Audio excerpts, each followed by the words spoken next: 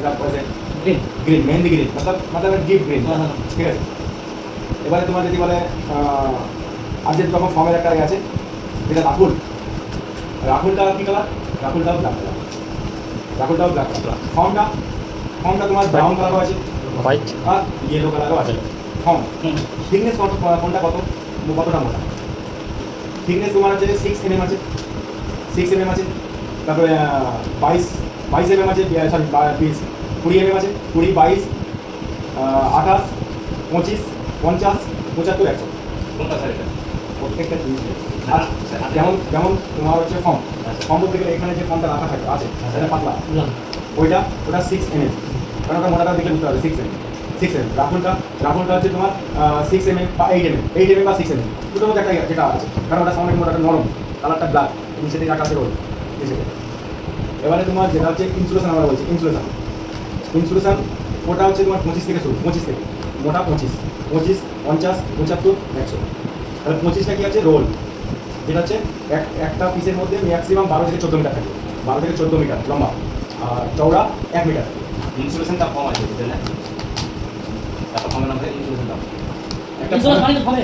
একটা ফর্মের নাম ইনসুলেশন, আপনি যেটা পেয়েছেন সেটা একটা ফর্মের নাম ইনসুলেশন। ইনসুলেশনটা হচ্ছে তোমার গ্লাসুল আর ইনসুলেশন একই জিনিস। গ্লাসুল আর ইনসুলেশন একই জিনিস। গ্লাসুলটা কেন আমরা বলি?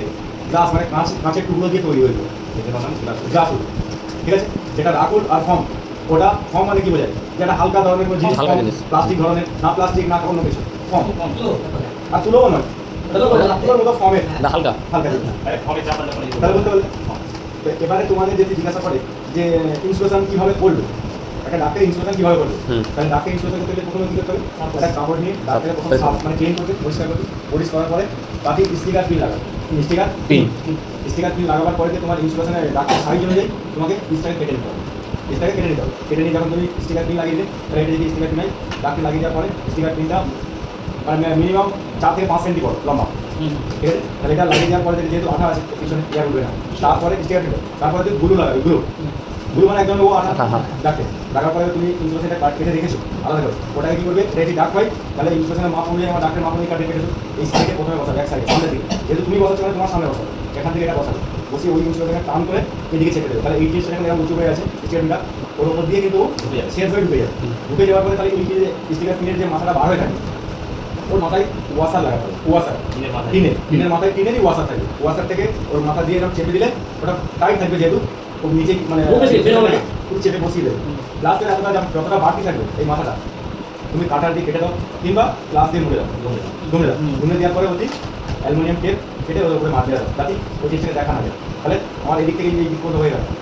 সেম পদ্ধতি ইনসুলেশন যখন 25-এর হবে, থিকনেস যখন 25, সেটাকে আমি একসঙ্গে পুরো এটা ডাক্তার যা ডাক্তারের 4টে পাত আছে, দুটো টপ দুটো সাইড, ঠিক আছে। তাহলে আমি একসঙ্গে কিন্তু আমার হয়ে যাবে যদি 25-এর হয়, কারণ সেটাকে আমি রোল করতে পারবো, ঘোরাতে পারবো।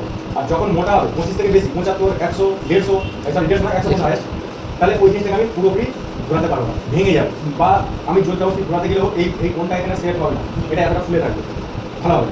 তাদের ওই জিনিসটাকে 4 পার্টে কাটতে হবে, একটা পিসকে 4টে ভাগ করতে হবে। তাহলে এই সেম দুটো হবে, টপ আর বটম দু সাইডে, ওই দুটো আলাদা হবে, ঠিক আছে। একটা পিস নাও, একটা পিস যেগুলো